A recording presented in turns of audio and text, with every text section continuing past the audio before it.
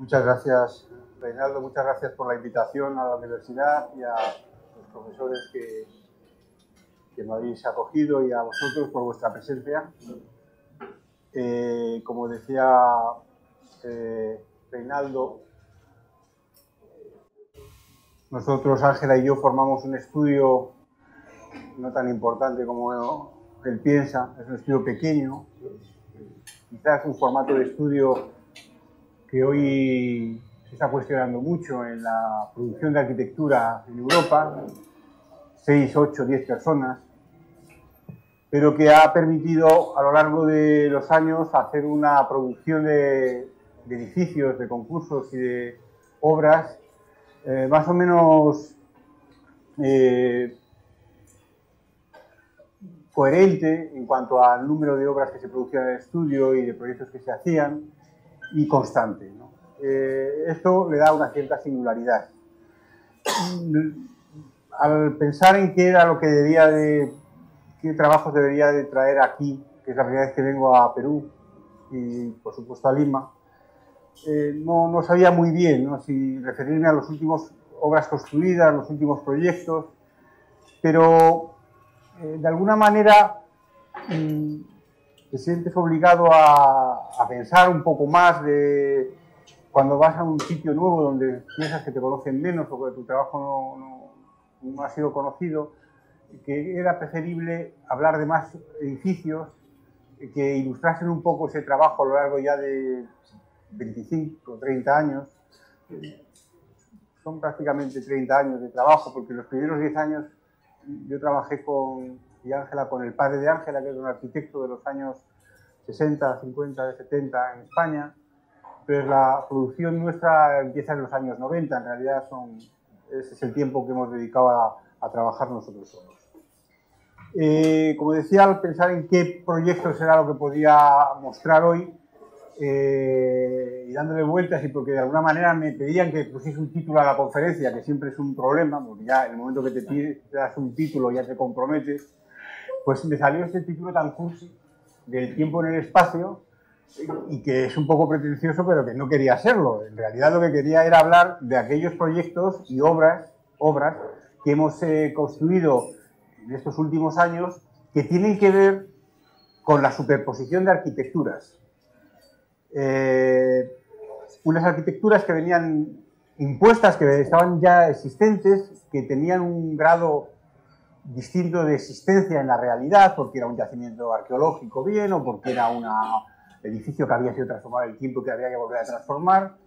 Y en el fondo, aunque como decía parece pretencioso, es todo lo contrario. Más bien son arquitecturas que están hechas en colaboración con otros arquitectos o con otras personas que han estado en ese lugar y que han tenido que, por los motivos que seas, construir un edificio que, pasado el tiempo, tiene que ser de alguna manera intervenido o modificado o construido o reconstruido o protegido. Entonces, sin más, voy a empezar a trabajar con esta relación que tiene que ver con lo nuestro, que es el espacio. Los arquitectos nos movemos en la dimensión espacial, de la misma manera que los músicos se mueven en la dimensión temporal. Pero nosotros a veces tenemos que considerar que en la arquitectura que hacemos hoy tenemos que tener una cierta consideración hacia cuestiones de otros momentos y de otros tiempos. Y que a lo mejor ese compromiso es una cierta servidumbre, en el mejor de los casos, en el mejor de los conceptos, en la cual el arquitecto tiene que ser un poco tanto modesto, no imponer tanto como comprender o ayudar a explicar lo que existe o lo que uno entiende que debe tener continuidad. El primer proyecto que voy a contar, voy a ir un poco rápido porque son varios y son muchas imágenes y eso yo sé que es agotador. El primer proyecto es un proyecto que no considera lo que existía porque hubo que demoler.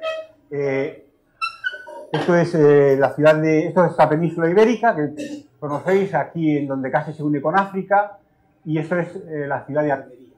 La ciudad de Almería, que como podéis ver por la situación en la que se encuentra, está en el borde del Mediterráneo y ha sido históricamente un punto de entrada de unas y otras civilizaciones a lo largo de 30 o 40 siglos, que han ido dejando pues restos arqueológicos desde la más temprana antigüedad hasta las más recientes invasiones, que podemos decir que las últimas invasiones culturales en España pues fueron en el siglo VIII árabes, ¿no?, que entraban por el sur, ¿no? Entonces este foco de entrada de las civilizaciones a la península ibérica se produce siempre por la costa, donde hay poblaciones que van creciendo a lo largo del tiempo. Esto es Almería, que Almería tiene, es una ciudad pequeña y muy alejada del centro de España y mal comunicada.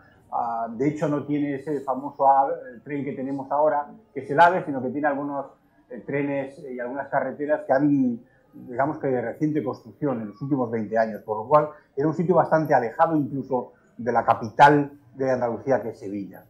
Pero tenía como característica que tenía que desde principios del siglo XIX su territorio era muy pródigo en minerales y en materiales. Entonces hubo mucha explotación, sobre todo por ingleses y por belgas, de todo el territorio de Almería, la parte interior, que excavaban determinados minerales que salían al mar a través de ese puerto y a través de una pieza que es muy curiosa, que es el cable inglés, que permitía arrastrar las mercancías desde el interior por ferrocarril hasta embarcarlos y llevarlo a otros países para su explotación y transformación.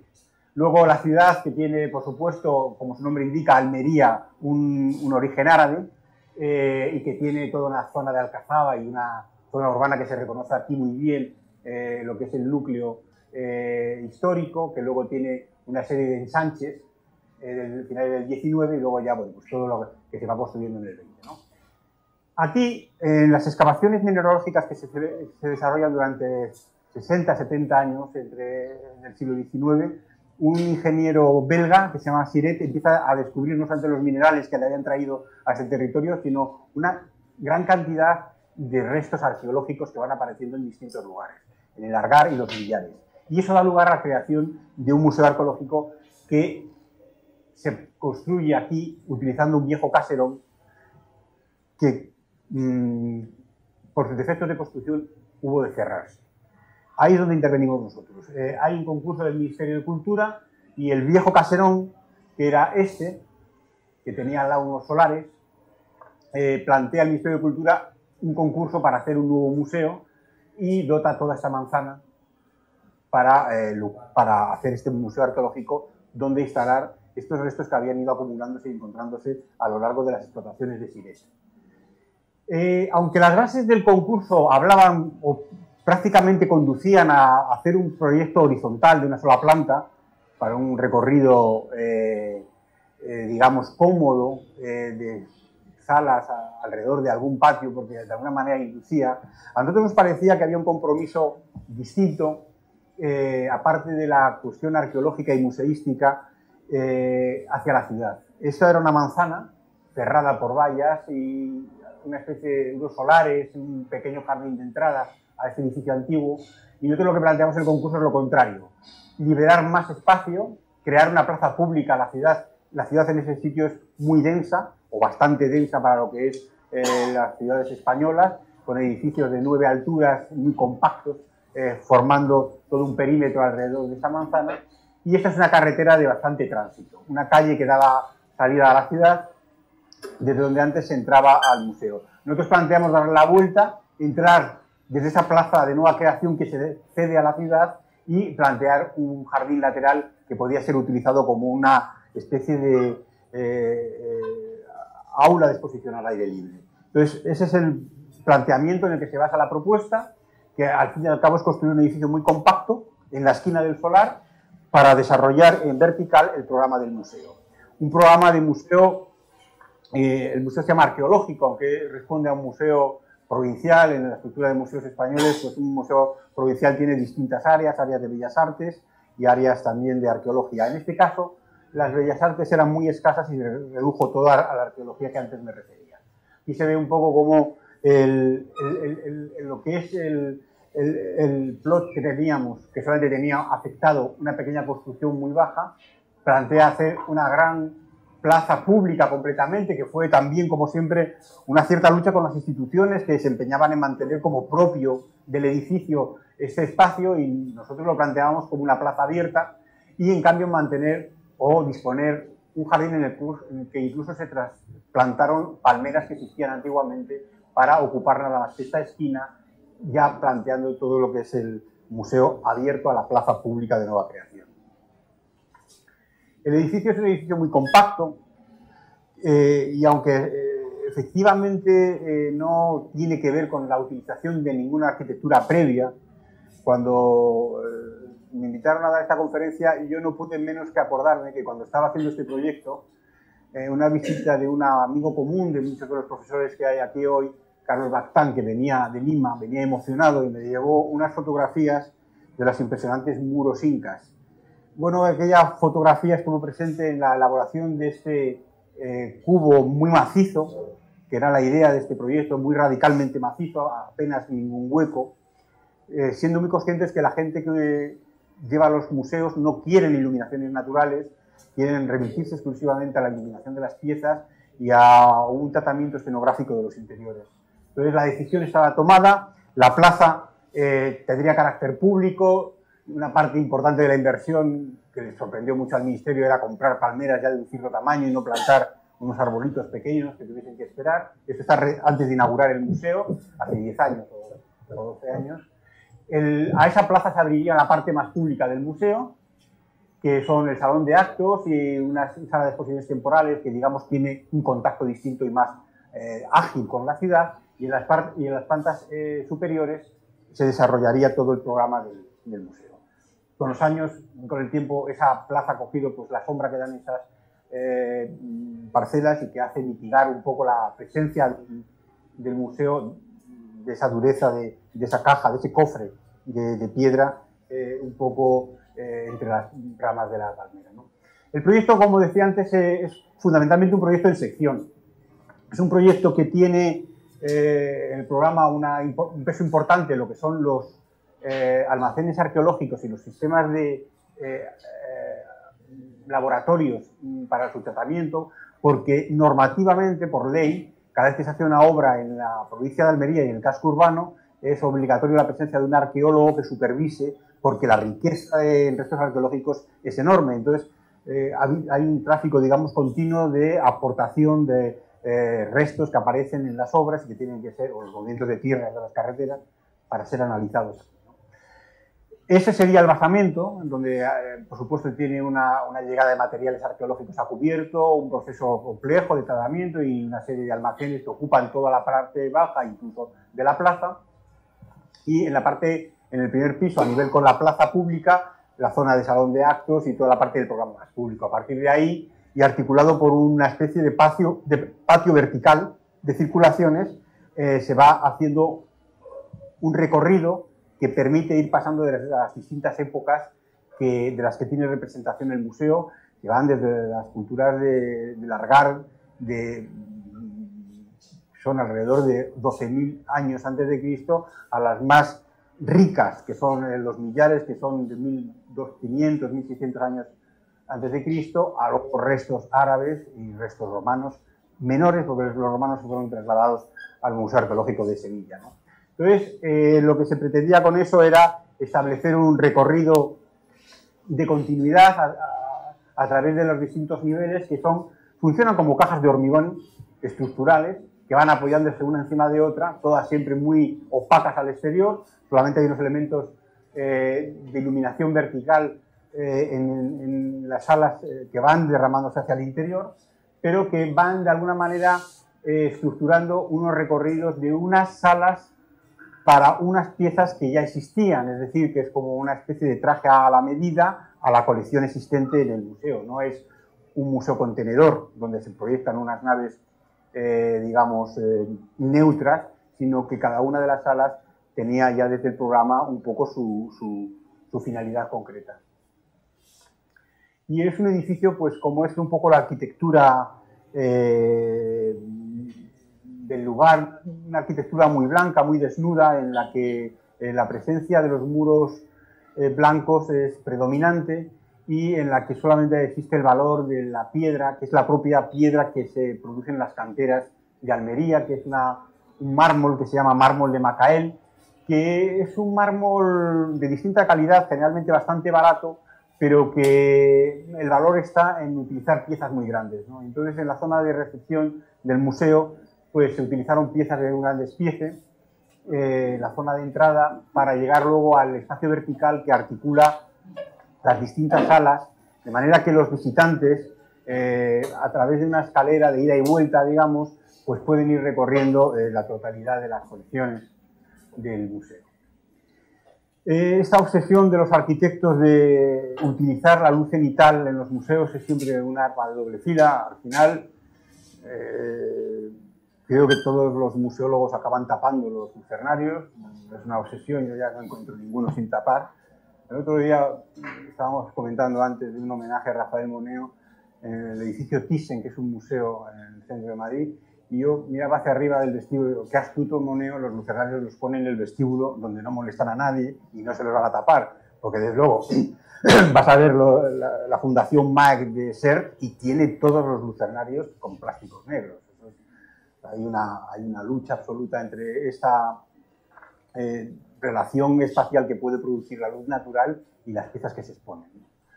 Entonces, esto nos conducía a pensar que debajo de esos lucernarios nosotros no queríamos que nos los tapasen y lo que proyectamos fueron unos filtros de luz. Por supuesto, todos están orientados al norte. En el norte de nuestro hemisferio quiere decir que no entra nunca el sol.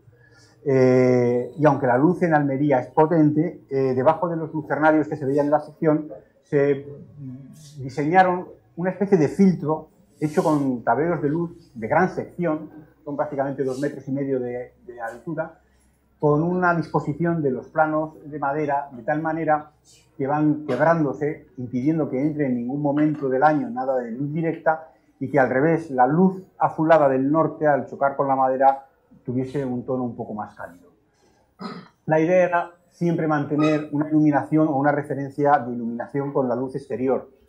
Creo que es agradable cuando estás en un edificio tener relación con lo que ocurre fuera y como evidentemente las ventanas es un problema el abrirlas, esta referencia del lucernario y la luz que va discurriendo de plano en plano permitía mantener esa relación con el exterior, ¿no? El resto, bueno, estas son algunas ideas del montaje de exposición del proyecto que hicimos para el montaje posterior, pero que luego no fue escogido, sino que fue escogido otra disposición de la museografía, de la cual no tengo intencionadamente ninguna imagen porque no comparto nada de lo que se hizo. El edificio no lo tocaron, pero el museógrafo podía haber hecho esa museografía ahí o en cualquier otro lugar, no le importó nada el edificio. Y en ese lugar, en ese sentido, pues tampoco me importa mucho su museografía. Bueno, esto es un poco los espacios que van, cada sala tiene un carácter y unas necesidades distintas. Esta era la sala romana y esa gran pared estaba pensada para disponer un gran mosaico que tiene el museo en vertical. De hecho, esto es una ventana que se produce en otros niveles para ponerte un poco para tener una relación distinta. Pero al fin, lo que es el museo es una secuencia de espacios que van de alguna manera adaptándose a la colección que van a alojar y que pretenden, siendo espacios todos distintos y todos dispuestos para la colección que van a alojar, tener una continuidad natural entre unos y otros espacios, ¿no? En el exterior, quizás la necesidad de plantear un edificio como un cofre opaco nos hacía pensar que debíamos defendernos con el propio despiece y con el propio material que vamos a construir toda esa caja. Y una imagen de referencia era siempre, por un lado, aquella que trajo Carlos Baztán del muro Inca y por otro lado, la imagen permanente de los cortes de cantera de Macael en la provincia de Almería, a pocos kilómetros, ¿no?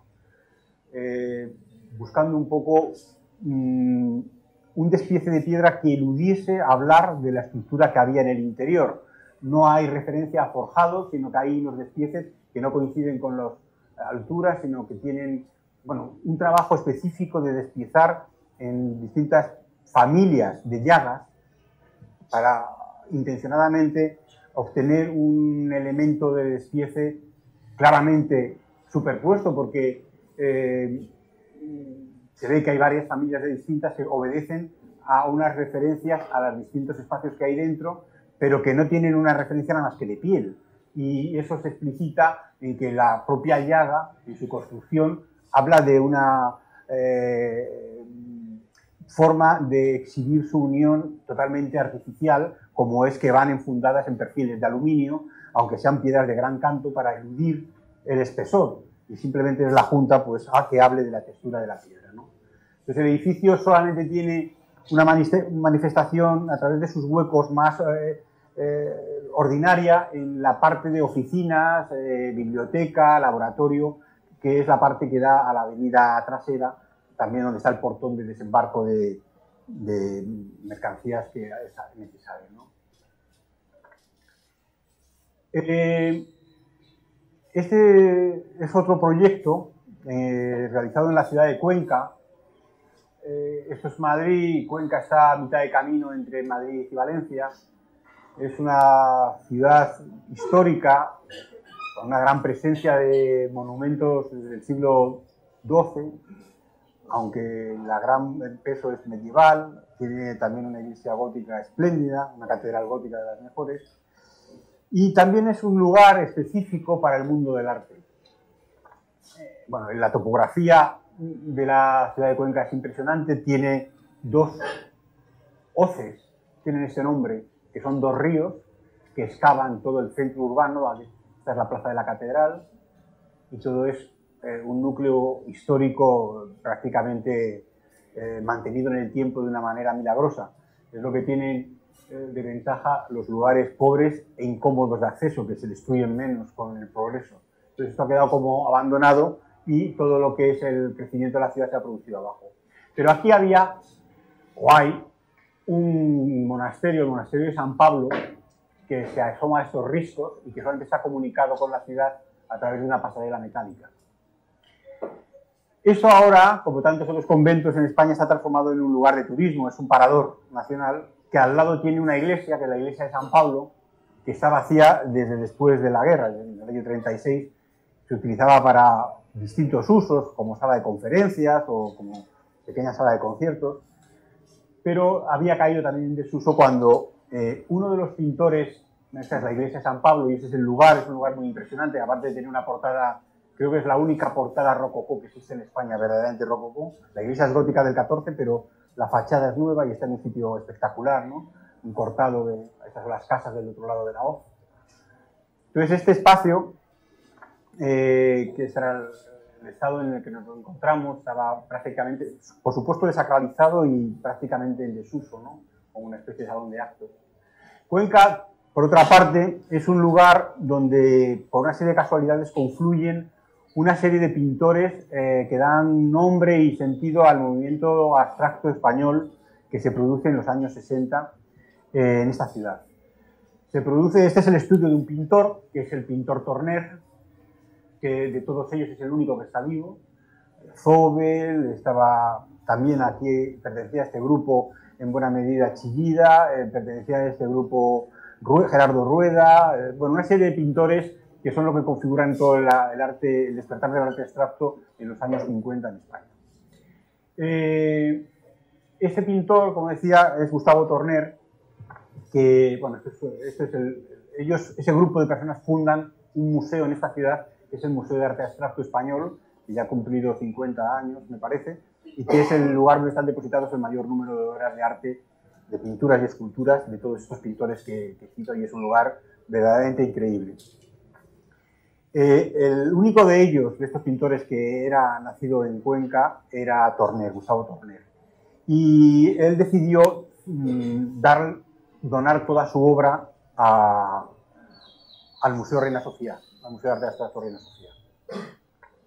Y dentro de esa cesión, pues el museo pensó en exhibir en la ciudad del pintor, en Cuenca, una serie de sus obras. Y escogió, porque estaba disponible, la iglesia que hemos visto. Gustavo Torner, en conversaciones con él no quería transformar el espacio, ni tocar prácticamente nada, sino que él, incluso esta imagen, nos la facilitó él, esta imagen que es de un pintor italiano, siciliano, que es San Girolamo en su estudio, hablaba que él entendía que sus cuadros que podían estar en el mismo espacio gótico que la iglesia, pero que no debían de tener relación física. Un poco esa referencia fue la que utilizamos para disponer sus obras dentro de ese espacio a través de unos elementos corpóreos, más que unas paredes, una especie de elementos autoportantes, con unas estructuras ligeras de madera, que permitirían crear unos espacios independientes dentro de la iglesia de San Pablo, con un recorrido, con un cierto carácter museístico, cronológico de algunas de sus obras, que son las que aquí se exhiben, ¿no? En realidad era una relación difícil porque primero el arte abstracto tiene sus propios códigos de comportamiento y quizás sus necesidades espaciales para ser expuesto y contemplado. Es cierto que la iglesia es una iglesia muy potente en sección, pero muy estrecha en planta, ¿no? Son 14 metros de altura, pero no llega a 14 metros en la dimensión máxima en el crucero, ¿no? Y digamos que esto es el sotocoro, por aquí se puso la entrada y se intervino en la restauración y reconsideración de todas las pavimentaciones, se reconstruyeron elementos de cubierta, bueno, se hicieron una serie de labores que no alteraron la arquitectura que existía, sino que eran prácticamente de rehabilitación para obtener ese espacio en el cual dentro habría unas cajas que contuviesen, como en el caso de San Girolamo en su estudio, la propia vida de cada una de estas obras en este espacio gótico, ¿no? Desde esculturas a una serie de pinturas, estas cajas van conteniendo estos espacios o estos microespacios para tener una autonomía independiente del espacio gótico.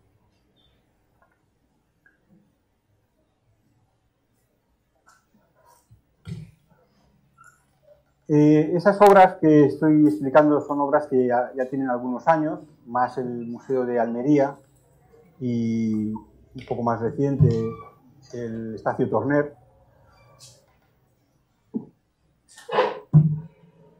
Y esta es más reciente todavía. Es una de esas obras que uno no quiere hacer bajo ningún concepto cuando un día coge el teléfono y un amigo te llama y dice: oye, tengo que hablar con vosotros porque mi mujer ha heredado unas casas y queríamos que nos hicieseis un proyecto. No puedes decir que no porque te une una relación antigua de muchos años con este amigo y, Dios mío, vayan volado.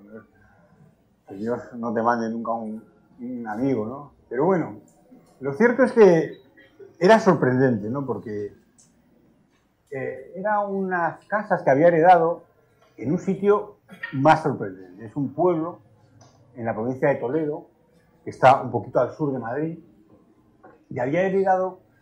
el pueblo es impresionante, es un pueblo que se llama Oropesa de Toledo, aquí de los condes de Oropesa, uno de los cuales fue virrey del Perú, que debía ser un hombre muy especial, y ahí tenía pues, su castillo, su palacio, una serie de construcciones impresionantes, y también debería ser un tío maniático, porque si ese era el castillo y ese era el recinto del palacio, que ahora también esto es un parador de turismo, y esta es la iglesia principal del pueblo, es una iglesia con una portada que ahora veremos impresionante, el hombre se empeñó en construirse un pasadizo aéreo para ir a misa. Esas cosas, no sé si es de los virreyes del Perú o de los... No sé, porque también hay antecedentes, ¿no? En Florencia hay una pasarela que va de Palacio Vecchio a Pitti, ¿no? Esta cosa de los nobles que no quieren tocar, no quieren bajar el suyo, ¿no? Van a ver a Dios de tú a tú.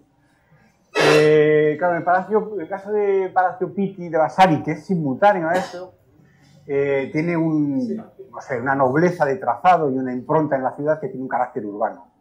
Aquí, en realidad, este hombre se empeña en hacerse una pasarela que va desde el palacio, iría hasta aquí, iría por encima de estas casas que ya existían y entraría por el lateral de la iglesia. Y esto, claro, dicho así, uno puede ser muy virrey del Perú que quiera, pero se encuentra con las propiedades. Por un lado, se encuentra con la iglesia, no quería. y tuvo que esperar a que se muriese el obispo de Ávila, porque dependía de Ávila, para acometer la obra. Y por otro lado tenía que negociar con estos vecinos, y en la investigación histórica que hizo el arqueólogo correspondiente están documentadas todas las negociaciones que hizo el conde de Oropesa y las obligaciones a las que se comprometía para construir unos pilones para hacer arriba una pasarela para llegar a Niza. Este es el palacio. Estos son los muros de esa arcada que estaba construyendo. Afortunadamente para la viuda del conde de Oropesa se murió el conde de Oropesa y no acabó esto, y la viuda se vino a vivir a Madrid mucho más confortablemente, pero dejó estas construcciones en medio del pueblo, entre unas casas que 300 años después heredó la mujer de mi amigo. Bueno, esta situación que, claro, yo cuando nos lo contaban esto me parecía que era surrealista, porque todos los temas de patrimonio en España son complicadísimos. En Europa es todo muy complicado, en Italia es la locura. Y aquí te encontrabas con esta situación extrañísima de tener estas arcadas por encima de las casas, en una relación entre violenta y extraña, enfrentadas a una iglesia en una situación verdaderamente de fuerza, ¿no? Pero nos lo encontramos en este estado, ¿no? Un estado de abandono, que era el abandono de casi 100 años, porque estas casas habían pertenecido a sus padres, pero por una compra, y ni la habían usado ni la habían transformado. La casa por dentro estaba abandonada, mostrando restos de los arranques de las arcadas, pero las arcadas estaban allí. Esta es una foto de los años 50, esto da cuenta de la pobreza también del ambiente, momento en el cual se encalaban las paredes de los pueblos por cuestiones de saneamiento, y estas eran las casas que había heredado este amigo mío, y estos eran los arcos que estaban montados, ¿no? Esos arcos fueron objeto de una restauración en los años 80, de oficio, porque tenían peligro, pero nada más, ¿no? Estos son unos planos que se publicaron en el croquis, porque la hizo un arquitecto cuidadoso, la recuperación completa de los arcos, sin tocar nada de las estructuras de las casas. En realidad, por un lado estaba la relación personal con este amigo, y por otro lado, esta cosa que nos gusta a los arquitectos, de que contra más difícil nos lo ponen, más nos atrae, ¿no? Entonces, tener que respetar unos arcos absurdos que estaban allí en el espacio, que no valían para nada, tan para poco valían que en Oropesa se le llama como la muralla de Oropesa, y esto ni ha sido muralla, ni parece una muralla. Pero lo que es cierto es que hay una confrontación entre lo que es infraestructural y lo que es doméstico.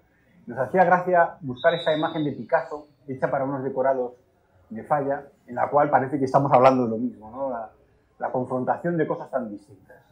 El proyecto se basó fundamentalmente en establecer un orden entre las construcciones que había debajo, puesto que la casa la habían heredado dos hermanos. Y entonces había que de alguna manera establecer un orden espacial que permitiese transformar ese aglomerado de construcciones que existía y de ruinas en dos elementos reconocibles como dos casas, ¿no? Entonces, prácticamente se muestra muy bien en esta imagen tomada desde el campanario de la iglesia. Lo que se hace fue eliminar todas las construcciones intermedias, recomponer y reconstruir, incluso cubrir este espacio que aparecía como un hueco, ¿no? Estos son los arcos del conde. Bueno, este es un poco el esquema de las intervenciones que se hacen, y realmente esta es un poco la aventura de las casas del conde de Oropesa, en la cual se intentó mantener al máximo el carácter de la construcción, porque todo lo que es exterior estaba intocado.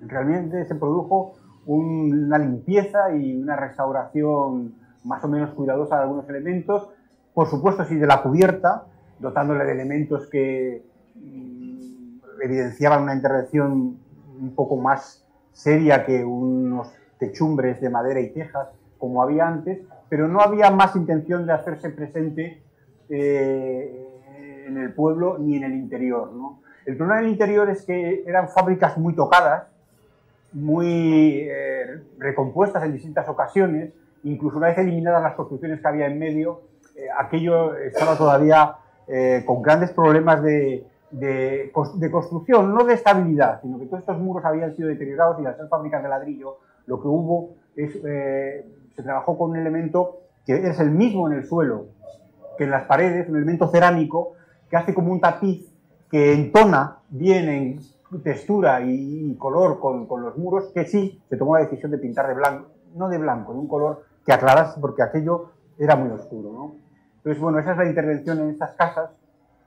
Son dos donde se convive con lo que hay y se establece un orden actual, y lo que fue exterior se transforma en interior, respetando al máximo los muros y las texturas y estableciendo un orden espacial suficientemente claro, en donde no se enmascara nada, en donde no hay ningún elemento que imite antiguo, sino que cada cosa tiene, digamos, su lenguaje y su intención independiente, ¿no? Manteniendo elementos de textura y la complejidad y la muestra de todas las heridas que a lo largo del tiempo ha ido teniendo estas fábricas, que nosotros pensábamos que enriquecían bastante.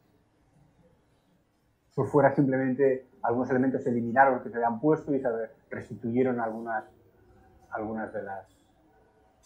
Incluso algún hueco con un cierto carácter escenográfico pues se mantuvo al exterior, y al interior da a otro exterior, pero establece una continuidad que resulta atractiva. No sé cómo vamos, a lo mejor me estoy enrollando mucho, muy tarde.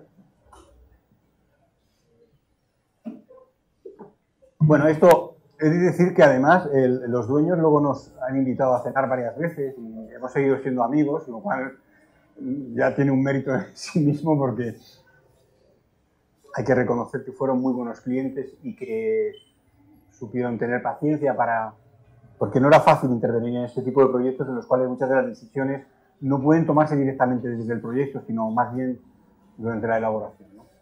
Este es un proyecto que también habla mucho del pasado, de un pasado más anterior, que fue un proyecto complicado y entonces bastante novedoso como tipo de intervención. El mapa que uso de la península ibérica no es el mapa que he usado antes, este es el mapa romano, donde no está España y Portugal, es la península ibérica, y estas no son las carreteras actuales, sino que son las vías romanas, lo cual da buena muestra de la intensidad de las relaciones geográficas que había en aquellos momentos.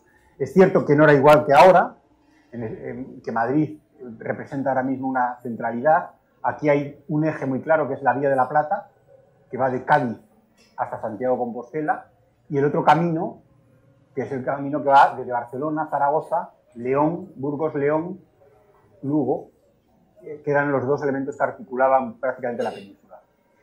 Recientemente, en ese punto en amarillo, recientemente digo en el año 1968, para vosotros es hace mucho tiempo, pero en términos de la historia que voy a contar es recientemente, en este paisaje geometrizado por el hombre, en esa llanura de la meseta alta antes del sistema cantábrico, que es el sistema que está delante del mar Cantábrico, hay una llanura que son los montes, que son las llanuras de Palencia, es la vega del río Carrión, y es una zona agrícola, lo ha sido siempre, y uno imagina que cuando se descubrió en el año 1968 este yacimiento, estos restos romanos, seguramente el paisaje que hubo en aquellos tiempos, en el siglo IV a.C., no sería muy distante, muy diferente a este, ¿no?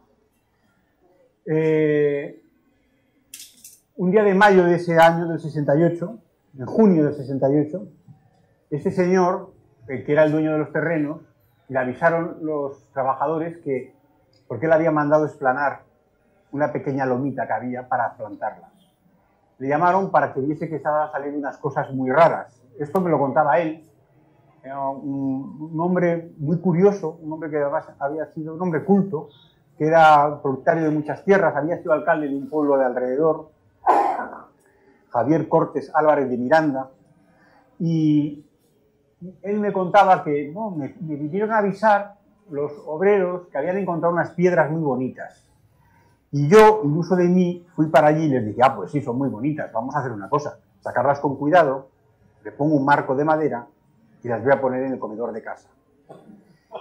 Me decía que eso lo dijo un día y que 40 años después seguía en el mismo sitio, porque él se hizo cargo de la excavación completa de este yacimiento romano, en el que fueron apareciendo más y más y más mosaicos de primer orden que jamás habían sido tocados en 16 siglos. Nunca lo había visto nadie y apareció de golpe. Este es uno de los más espectaculares, son casi 300 metros cuadrados, que aparecían así. Yo he visto como delante de mí quitaban tierra y salía un mosaico íntegro. Luego sí se somete a un sistema de estabilidad, pero aparecen así. Quitas la tierra y aparecen así.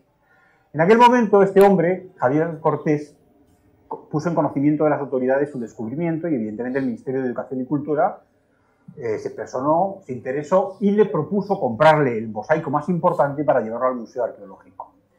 Él pagándoselo. Él se negó y fue el primer acierto que tomó esta persona al tener conciencia lo importante que es el lugar. Ahora la gente que quiere ver la villa va hasta allí, ¿no? Este es un caso, es Múnich, ¿no? Esto es una forma habitual de exponer un mosaico, como ocurre en el Museo del Bardo en Túnez, que es este sitio que tuvo un atentado hace poco, que es un edificio lleno de mosaicos romanos uno detrás de otro, extraídos de su lugar. Y yo creo que las cosas están mejor en su lugar, ¿no? Y más ahora que hay más facilidad de movilidad, ¿no? Según iba este hombre a sus expensas,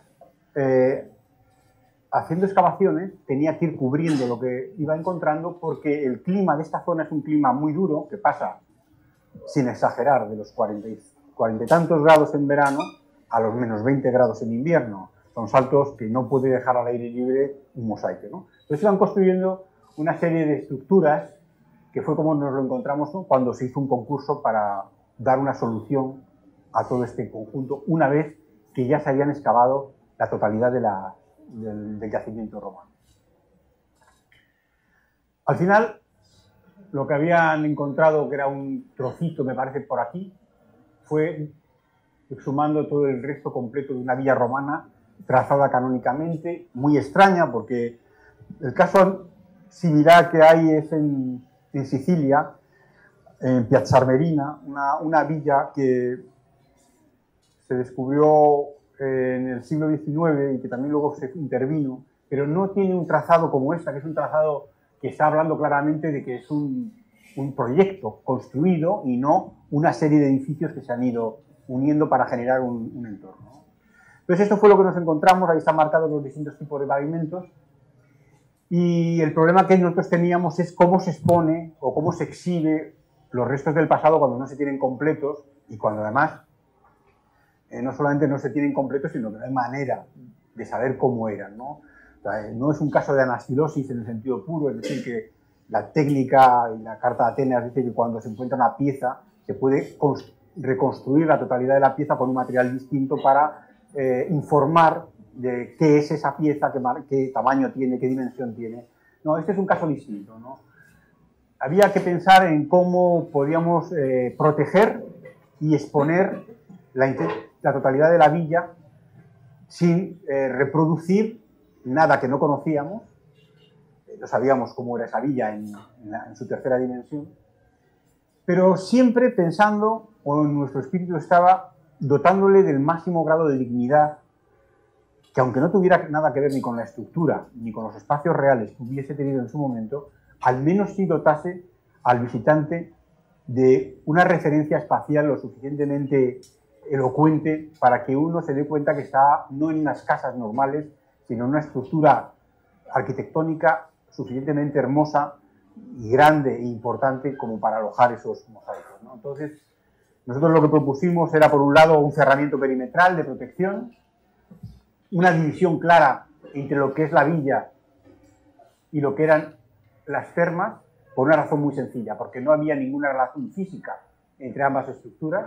La villa, como habíamos visto antes, gira alrededor de un patio y el proyecto lo que proponía era proteger lateralmente, proteger en una cubierta grande para la villa y una cubierta para las termas, generar un acceso que permitiese disponer una serie de elementos que son necesarios en cualquier museo, máxime en este caso, que es un lugar en medio del campo, donde el que quiera ir tiene que desplazarse desde cualquier ciudad. Lo más cercano es Palencia, que está a 45 kilómetros, y que tuviésemos la posibilidad de tener los servicios, pues, de cafetería, taquillas, tienda, salón de actos, pequeño museo, incluso zona de elaboración y de trabajo, con un pequeño patio para los arqueólogos, ¿no? Y al mismo tiempo facilitar la comprensión espacial de la villa mediante la disposición de una pasarela que recorriese todos los espacios, que permitiese asomarse a todos y cada uno de los mosaicos sin alterar o alterando al mínimo las condiciones geométricas, porque poner en vertical un mosaico que se hizo para estar en horizontal no tiene mucho sentido bajo mi punto de vista, y sin embargo lo que hicimos fue buscar los lugares más precisos para apoyar unas pasarelas de madera totalmente horizontales que permitiesen al visitante ir recorriendo todos y cada uno de los espacios que ya habían sido, digamos, que consolidados y limpiados, ¿no? Esas pasarelas además tendría la misión de llevar la iluminación que permitiría que no hubiese elementos superpuestos para poner en valor los mosaicos, y esto conducía a la reflexión de que la parte más importante de la intervención iba a ser la cubierta,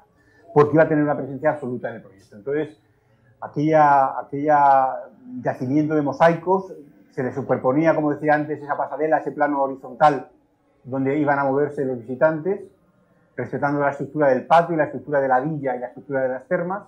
En esa plataforma horizontal se dispondrían unas cajas que alojarían los servicios necesarios que antes me refería.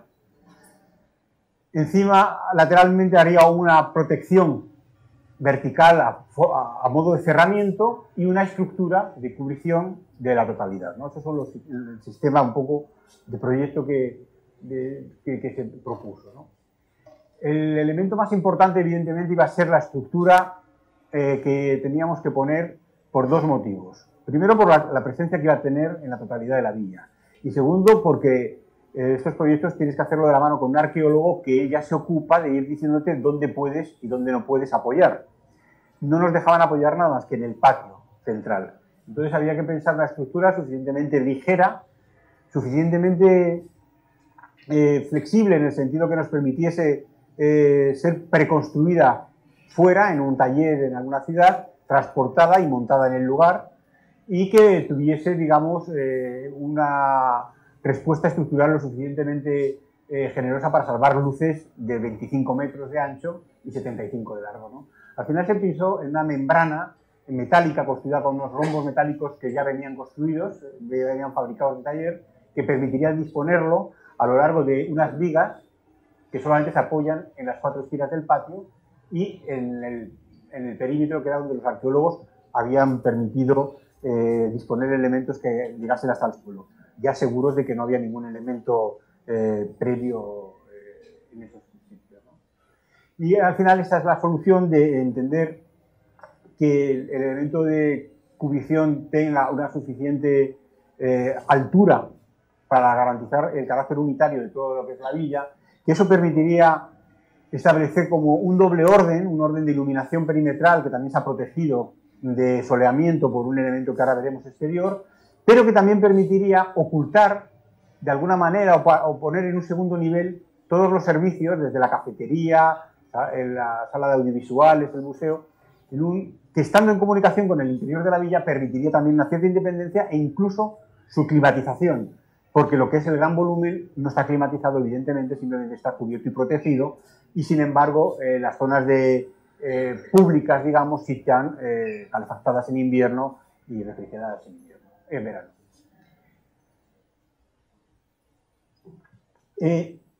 Una vez resuelto este tema general de la estructura, quedaba un poco la duda si se debería subrayar de alguna manera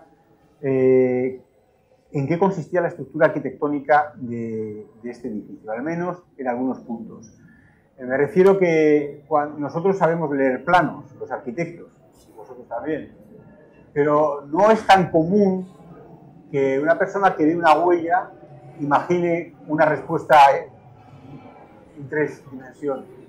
Entonces propusimos poner algunos elementos verticales descolgados de la estructura a modo de cortinas de metálicos, de malla de acero inoxidable, que fuese capaz de transmitir al visitante que no era un espacio único lo que estaba visitando, sino que eran elementos seriados y secuenciados.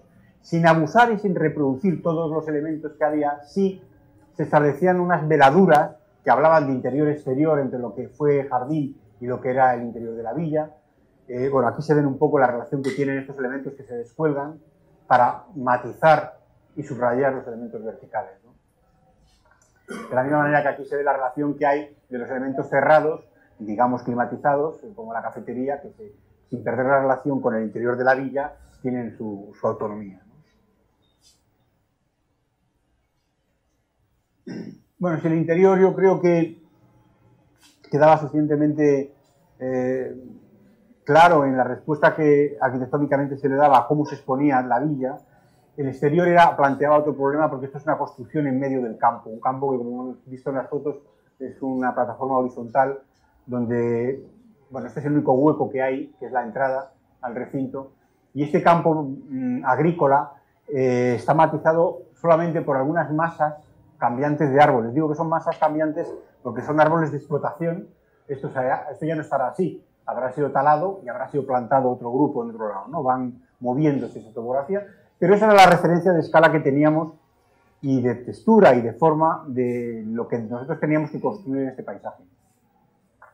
Un poco guiados por esta densidad especial que producen las arboledas y esas transparencias, nosotros propusimos hacer un cerramiento que envolvía toda la caja mediante unas chapas de acero cortén perforado, con una disposición para tener una mejor respuesta estructural al viento plegada y que permitía un cromatismo adecuado con el entorno, variable, como podemos ver a lo largo de las distintas temporadas, y del trigo pasa a la nieve con meses de diferencia, ¿no? Entonces, esta es la caja que aparece, que cuando los árboles tienen hojas parece que tiene una respuesta y cuando la pierden, pues parece que se adapta un poco a esa transparencia que tienen. Por eso, el trabajo que se hace sobre las chapas de acero cortén no es continuo, sino que se va trabajando de distinta manera, de abajo a arriba, un poco buscando una mayor permeabilidad en la parte, y ligereza en la parte como hacen los árboles, ¿no? Eso permitía establecer una pasarela entre la capa, digamos, de cerramiento continuo traslúcido y esta capa de acero que en realidad, esto es una persona humana, es una pieza de 7 metros de alto, que sirve tanto de protección física como de protección solar, porque sombrea cualquier posible introducción de sol, ¿no? De luz.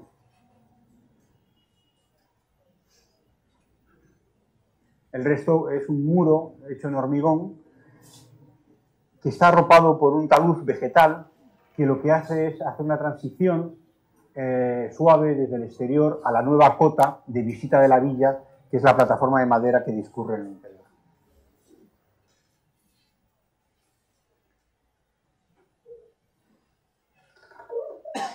Yo creo que esto ya es lo último, que es un proyecto que, aunque está en España, no está en Europa. Son esas cosas paradójicas, ¿no? O sea, uno que no es arquitecto internacional, por lo menos es intercontinental, ¿no? Entonces, esta es una ciudad, no sé si conocéis la historia de esas dos ciudades que hay en el norte de África. Esto es Ceuta y esto es Melilla. Son dos lugares que han pertenecido a España siempre. Bueno, miento. Ceuta pertenecía a Portugal y por cuestiones de las bodas monárquicas entre la Casa de Portugal y en tiempos de Felipe II, pues esto pasa a depender administrativamente de España, pero curiosamente la bandera es la misma bandera que la de Lisboa, los mismos colores que Lisboa y las mismas armas, porque Ceuta mantuvo ese privilegio de tener sus propias armas, que son las de Lisboa. Entonces, esto evidentemente es España, y como tal España, pues el gobierno tiene que hacer infraestructuras, y una de las infraestructuras que tenía pendiente era hacer una biblioteca, archivo, porque hace una en cada provincia española. Y la que existía era muy antigua y muy pequeña y no valía. Ceuta tiene esa singularidad de estar al otro lado del estrecho.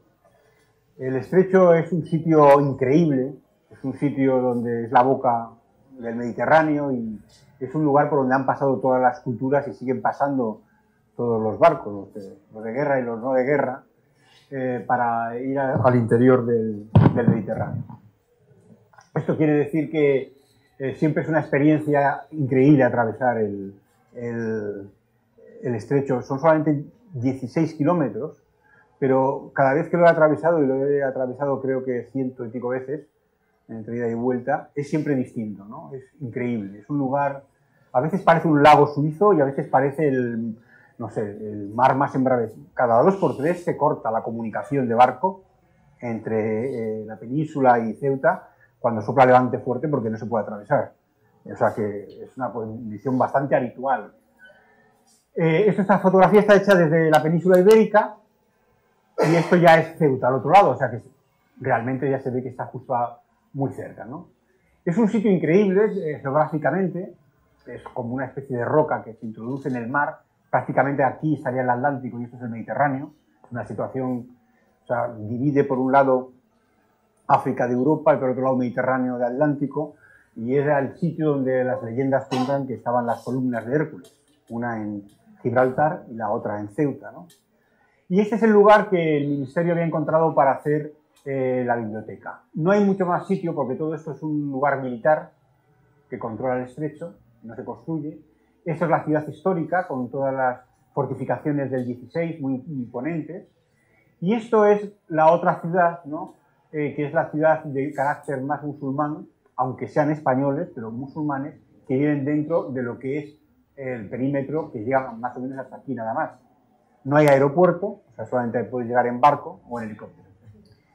Y esa característica, esa fuerza geográfica que tiene Ceuta viene caracterizada de todos los grabados. Este es un grabado holandés del siglo XVII, pero todas las culturas lo han dibujado porque todas esas culturas han pasado por ese lugar que durante mucho tiempo tuvo un carácter de independiente o de lugar de paso, como si fuera un puerto franco donde todo el mundo, pues, de alguna manera estaba a gusto, ¿no? Está lleno de comerciantes, incluso tiene una comunidad hindú grandísima. O sea, hay todo tipo de personas, ¿no? Es un lugar increíble.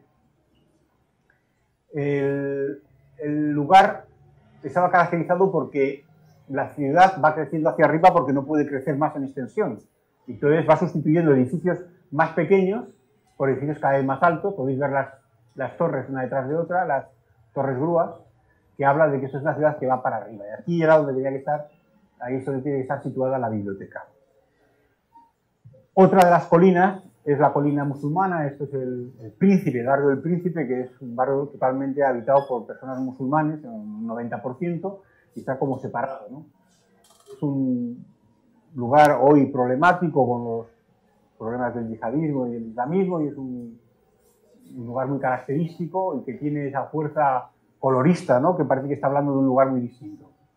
Y eso, y recordábamos un proyecto de los que hemos estado viendo hoy, es la otra ciudad, que es la ciudad del cementerio musulmán, que ocupa otra de las colinas, ¿no? En realidad es una topografía, toda la ciudad, verdaderamente compleja y complicada. El solar que tenía el Ministerio de Cultura para hacer esa biblioteca estaba ocupada por un yacimiento arqueológico que ya había sido completamente levantado y explorado y documentado en los años 90 y se había vuelto a proteger, con lo cual nosotros ya sabíamos que teníamos que contar con mantener esos restos de un barrio hecho ex novo por un pueblo, los medinís, que venían de la península ibérica cuando se retrayeron en 1400 y pico y se establecieron aquí y construyeron con un urbanismo nuevo un barrio donde ellos habitaron, ¿no? Esto fue lo que se encontró, que tiene una serie de elementos singulares, como unos trabajos en las paredes muy espectaculares y muy singulares. Solamente existen estos, por ejemplo, iguales que estos en Granada y en Turquía. No son nada habituales, pero fueron sacados de las paredes, llevados al museo y luego cubierto todo el yacimiento. Y bueno, aparte de eso, la biblioteca sí existía, pero tenía deficiencias espaciales y tenía poco sitio y tenía una colección importante de documentación y de libros históricos, ¿no? El concurso, nosotros lo que planteamos era una convivencia entre el yacimiento y la biblioteca. Habitualmente, uno de los recursos para trabajar con yacimientos arqueológicos es confinarlos en un sótano, que a mí a veces me produce mucha tristeza porque son como un garaje arqueológico, ¿no? Llega uno a un sitio oscuro y se mete allí para exhibir. Nosotros propusimos no, convivir con el yacimiento arqueológico, con la biblioteca en la forma más natural, ¿no?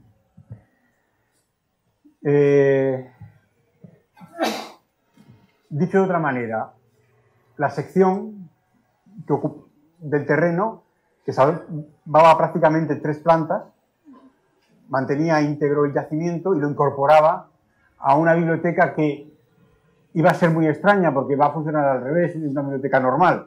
Abajo no tiene casi sótanos, luego los almacenes de libros están arriba, más arriba las instalaciones, y las salas de lectura se van apilando en función de, unas son infantiles, otras son de investigadores, otras son generales, siempre en vertical porque una gran parte del solar está ocupado por este yacimiento que queríamos que al menos estuviese en contacto con el vestíbulo, con la entrada, con el salón de actos, con la zona de lectura de revistas y periódicos, con la zona juvenil e infantil, y eso sí, en un segundo nivel ya de independencia, las salas de lectura de las partes superiores, ¿no?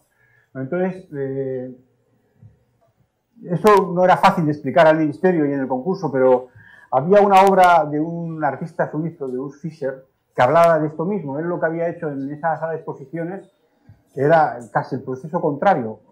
Su instalación había consistido en romper el suelo y llegar a la tierra, ¿no? Y hacer convivir dos cosas tan distintas como lo que proviene de la tierra y lo que es la tierra con la arquitectura construida, ¿no? En ese sentido, nosotros planteamos que ese yacimiento, esto es una fotografía tomada ya cuando está acabada la obra y los arqueólogos están limpiando todo el yacimiento que había sido protegido durante la obra, pero que se incorporaba con toda naturalidad al vestíbulo de una manera como si fuese una topografía que entra dentro de la arquitectura y que dentro de la arquitectura pues están los balcones que dan a las distintas salas de lectura y conviven esos dos mundos de una manera lo más natural posible, entendiendo que de alguna manera ese yacimiento arqueológico era como otro libro más de la biblioteca y transmitía su conocimiento y su experiencia a quienes allí fueran, ¿no? Y bueno, después no estaba previsto en el concurso, pero fuimos capaces de convencer a los responsables de la ciudad de Ceuta de volver a traer todas las piezas que se habían encontrado en ese yacimiento a la biblioteca y mostrarlas como un valor más, todas las piezas, incluso los tratamientos de las paredes que habían sido sacados de su sitio para que estuviesen presentes en el lugar donde y pudiesen ser más claras en la transmisión de información de los ajuares domésticos y de las decoraciones que tenían los muros de las villas, ¿no?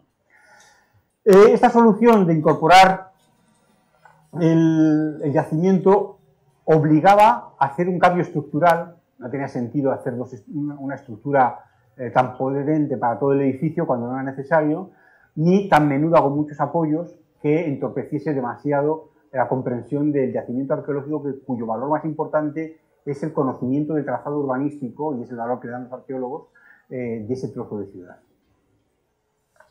Entonces, se produce una transmisión, una transferencia de dos estructuras, una la que cubre el yacimiento, que tendría un techo estructural, que es este, es decir, esto es un encofrado, el diseño de un encofrado, en el cual se ven los apoyos que nos permitieron los arqueólogos poner en el interior, y ese encofrado es una chapa de acero que hace de encofrado metálico de toda la losa de hormigón, en la cual luego apoya la estructura más convencional del resto de la sección de la biblioteca que está en la parte superior, ¿no? Entonces, bueno, son imágenes distintas que muestran el interior de la biblioteca, y en los niveles superiores es un edificio convencional que solamente está caracterizado porque tiene una piel que por fuera lo hace ver como un elemento único. Las salas de lecturas independientes ya del yacimiento en los niveles más altos, cómo ese edificio aparece con una envolvente de aluminio que lo cubre tanto en las paredes como en la cubierta para envolver incluso las máquinas de refrigeración, conscientes de que tenía presencia en la silueta de la ciudad. Bueno, esto explica un poco el funcionamiento de las pieles y las cuestiones de incluso aunque sea parecida, son distintas la piel en función de la orientación que tiene, porque unas son norte y otras son poniente, hechas todas en aluminio perforado, y los sistemas y el mecanismo geométrico de transición que hay entre el basamento duro y que se apoya en la calle y el cerramiento de chapa más ligero que hay que protegerlo y elevarlo, ¿no? Y va envolviendo la totalidad de toda de toda la edificación, manteniendo o referenciándose en su geometría a la propia topografía, que como se ve es de una gran complejidad, ¿no? Solamente en algunos lugares se abre, se rompe esa piel, que son lugares más o menos singulares, o la sala de reuniones, un poco para tener un contacto más directo con el exterior y buscar unas vistas adecuadas, ¿no? Y en la parte más alta pues hay una terraza que devuelve como un espejo la mirada a Europa, a la otra parte de España. Nada más. Muchas gracias.